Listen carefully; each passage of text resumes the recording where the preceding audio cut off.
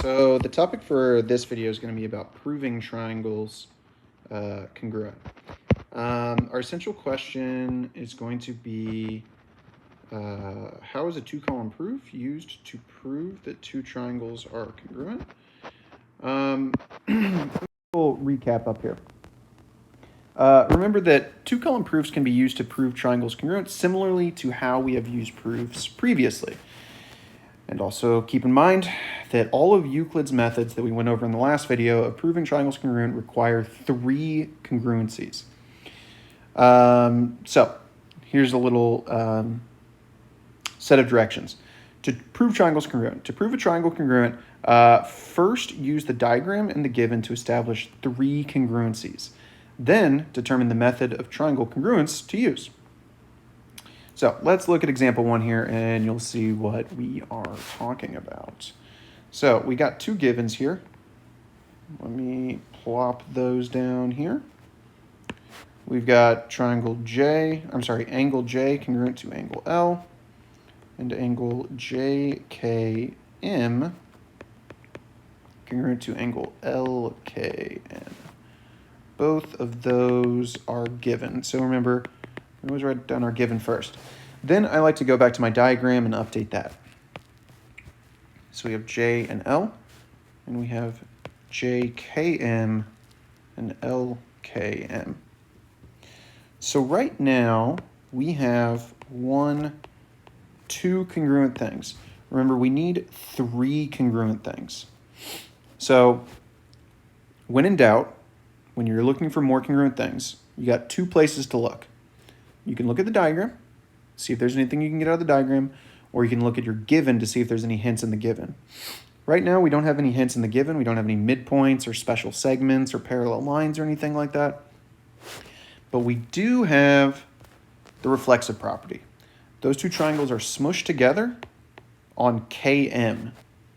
So we can mark KM and say that KM is congruent to KM because of the reflexive property. That's going to count as our third congruent thing.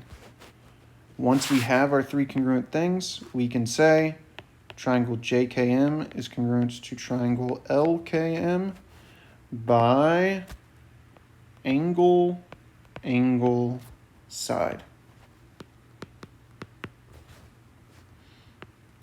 And that is our last thing, meaning we did it.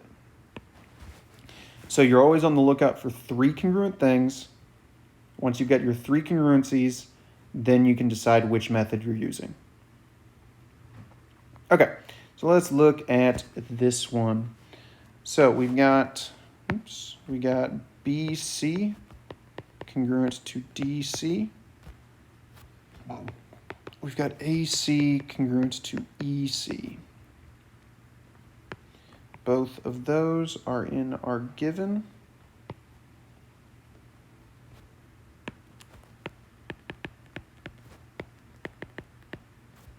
All right, BC, DC, AC, EC. Okay, so we've already got two congruent things. We're looking for three. We don't have any hints in the given, like no midpoints, special segments, parallel lines, anything like that. But what we do have in the diagram are some vertical angles. So I'm going to say that angle ACB congruent to angle DCE because of the vertical, not the vertical theorem, vertical angle theorem.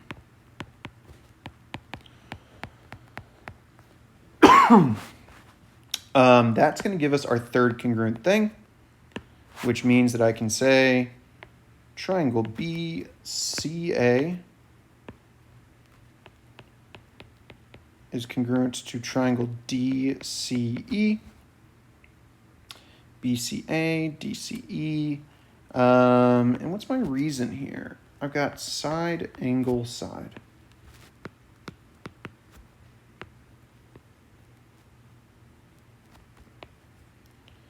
And my proof's done because I reached the final thing there. Okay, so to recap, get your 3 congruent things, then use those to determine which method you're using. Be on the lookout for vertical angles, reflexive property, and anything that the given is hinting at. All right, let's go to example 3 on the inside. Okay, so this one's giving us some bisectors to start off with. Let's get those down. We got DB bisects angle CDA, and DB bisects angle ABC.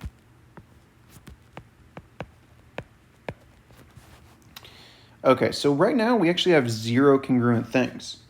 That's why you can tell we've got 1, 2, 3 more blanks before the end of this thing. We got to find 3 things that are congruent. One that jumps out to me right away is the reflexive property. DB is congruent to DB because of the reflexive property. So that's one congruent thing. Then, this is our first one in this video that has something in the given that they're hinting at. They said that DB bisects CDA. CDA is this big angle over here. And if that's getting bisected, then these 2 little angles are the 2 halves of it.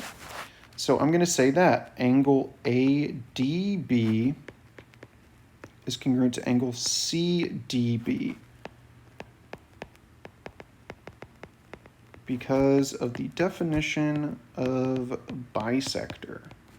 That's what a bisector does. It splits things into 2 equal parts. But that's not it, because the second line of the given said that DB bisects angle ABC, this big angle over there. So because of that, angle ABD has to be congruent to angle CBD. Also, because of the definition of a bisector.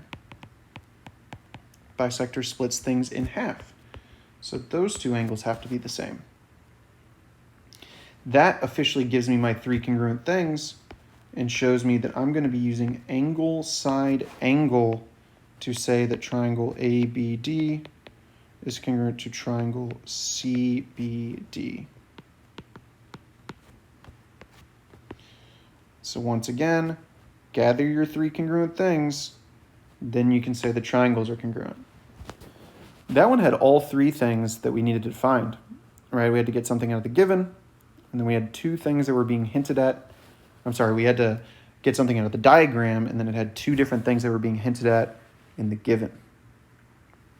All right, example 4. We've got AD parallel to BC, and we've got AD congruent to BC.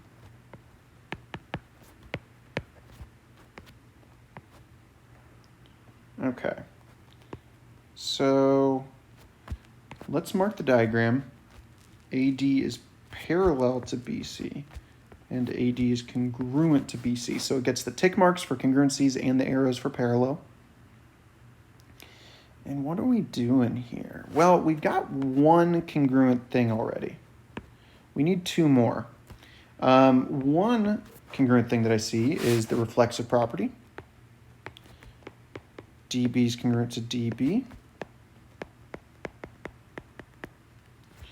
That counts as one of our 3 congruent things we need. And then I got to think about these parallel lines. If this line's parallel to this, and they're being crossed by this transversal, then hopefully we can see, we had to do this on the last video, we've got some alternate interior angles in there. Angle ADB is congruent to angle CBD because of the alternate interior theorem. If lines are parallel, then alternate interior angles are congruent.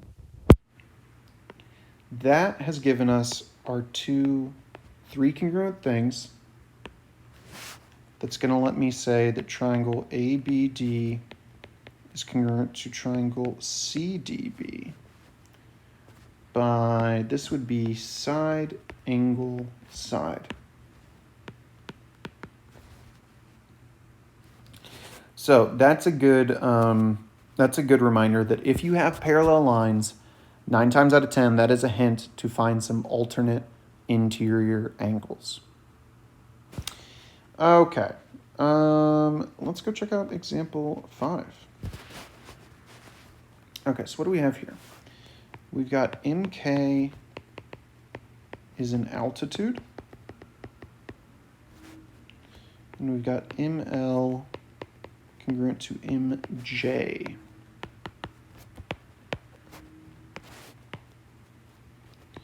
Okay, so looks like we do have one congruency. We've got ML congruent to MJ. We need 2 more.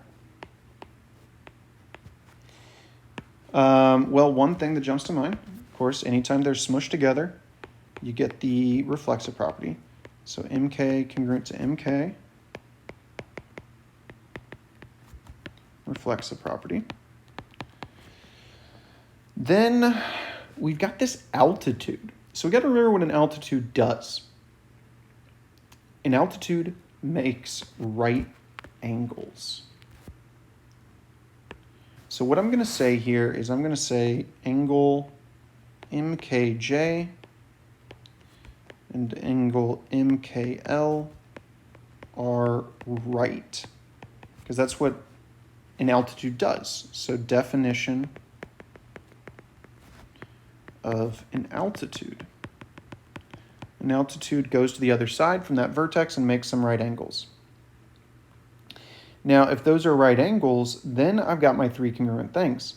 I've got 2 right triangles with a leg and a hypotenuse being congruent to a leg and a hypotenuse. So now I can say triangle MJK is congruent to triangle MLK by HL. Remember, HL was kind of the weird triangle congruency method we had.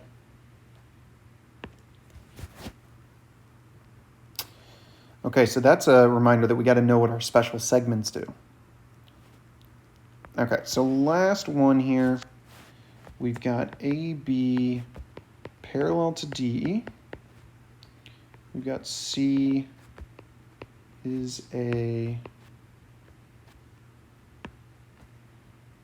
midpoint of AE. Okay, so unfortunately we start with 0 congruent things, which explains why there are 1, 2, 3 more steps before we get to say our triangles are congruent. So what do we have though? We've got some parallel lines, which makes me think of something immediately. And we got a midpoint. Let's start with those parallel lines. Let's just get that over with. If AB is parallel to DE, and they're being crossed by this transversal here, that means that angle A, that means that angle B and angle D are alternate interior angles. Angle B is congruent to angle D. Alternate interior theorem. Okay, so that's one congruent thing. Then let's talk about that midpoint. If C is the middle of A and E, if C is the midpoint of AE, then AC has to be congruent to CE, because definition of midpoint. All right, that's 2 congruent things. Then lastly, some of you guys probably wanted to start with this. We got the vertical angles. Angle ACB is congruent to angle ECD because of the vertical angles theorem. That is our 3 congruent things. Now we can say triangle ABC is congruent to triangle EDC by angle, side. And there we go. Time for you all to try one. You've got 2 examples on the your turn. Give those a shot and then come back and see how you did. All right, so first one, we've got some parallel lines and a bisector.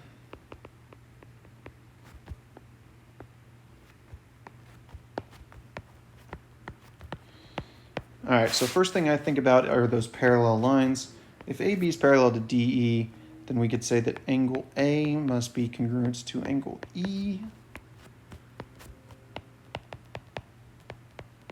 because of the alternate interior theorem.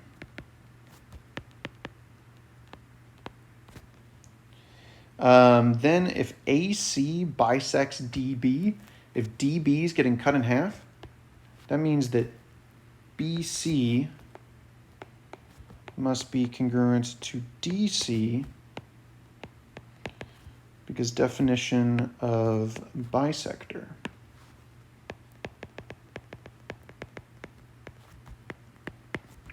That's what a bisector does. It splits things in half.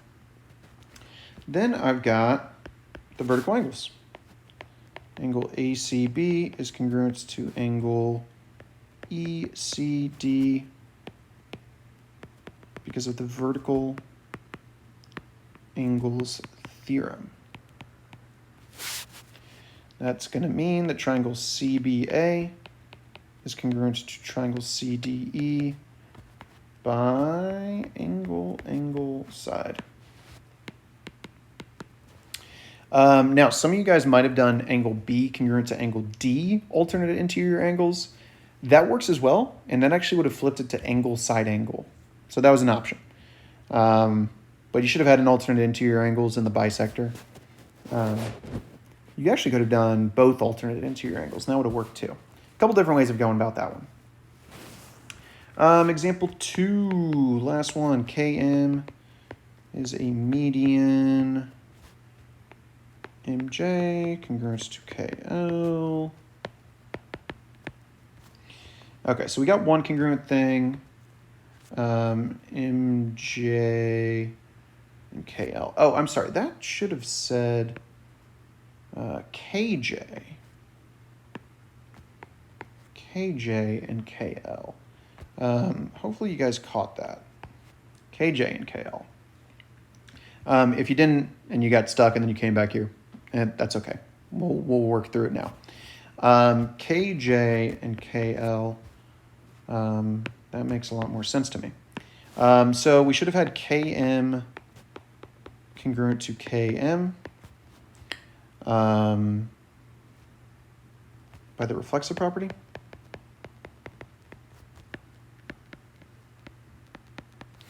Then if we know what a median does, JM congruent to ML